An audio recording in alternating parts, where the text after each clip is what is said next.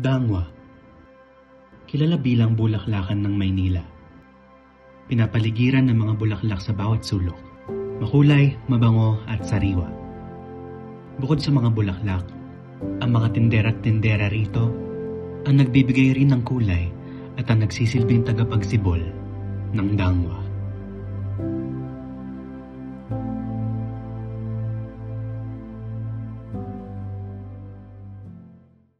Kasi nag-flower din ako ito. Nag-arrange na lang ako dito.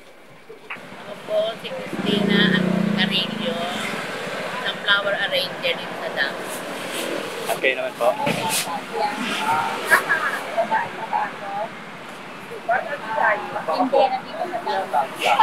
Gano'n na po kayo katagal sa Dangwa? Mag-aapat na dekada. 4 na dekada na po. 20 years. 20 years. Since matagal na rin po kayo dito sa Dangwa, maaari niyo po bang ikwento sa amin ang history ng Dangwa? Ang Dangwa is nagsimula dahil maraming nagbababa ng bulaklak dito sa Dangwa bus station.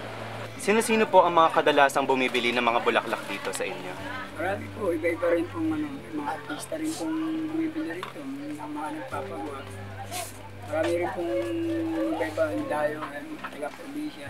Sino naman pwede naman bumili rito. So dito, baksakan ng bulaklak. Kung saan saan, may taga-Tagaytay, taga-Bicol, taga-New Lucia, May iba't ibang So, itong mga customers po nyo, kadalasan po, ano po bang mga ginagawa nila sa mga bulaklak? Nila-arrange sila. May mga flower shop din sila sa malalayong lugar. Ngayon, naka-ano sila sa amin ng bulaklak, nag-o-order. Minsan, in-order nila, isugawa na, then i-deliver, papadeliver nila sa amin. Hi, ako si Jem Perona. I am 20 years old and I am a florist in San Pedro Laguna. Mainly, kumuha kami sa Dangwa. Ito yung dun sa Manila. Kumuha kami ng fresh flowers, preserved flowers, and all kinds of varieties. I believe a lot of florists, dun talaga sila nagsusource ng kanilang flowers. And other than flowers, dun din kami nagsusource ng materials that we need. For example, yung mga wrappers, yung mga fillers ng flowers and all. Ngunit, noong taong 2020, tumigil ang takbo ng mga negosyo sa bansa dahil sa pandemya. Paano nga ba ang naging lagay ng Dangwa noon? From what I remember, nung pandemic, malakas pa rin yung market ng Dangwa. Yung iba natin, yung iba naman. Kasi boss ko. Kaya yung bulaklak. Naka-stop na marami naka-stop. Naging yung matuma ng benta ng may pandemya dahil ang tao takot lumabas ng bahay. Kahit kami, takot din kami lumabas ng bahay. Kaya mauso yung bang online na yun medyo gumandang takbo ng hanap buhay.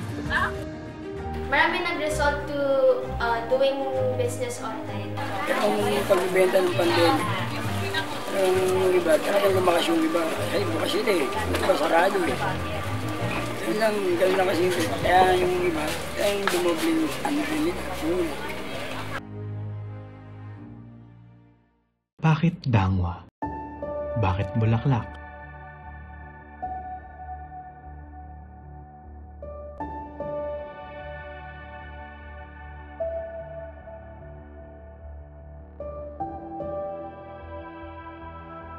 Why not have a flower business? And very supportive din kasi yung parents ko since they also have business background.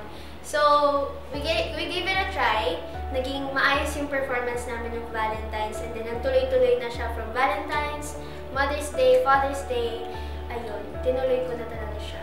Paano naman po nakatulong sa buhay nyo ang paghahanap buhay dito sa Dangwa? Sa aming mga vendor, dito wala kang puhunan. Ang puhunan mo lang is customer.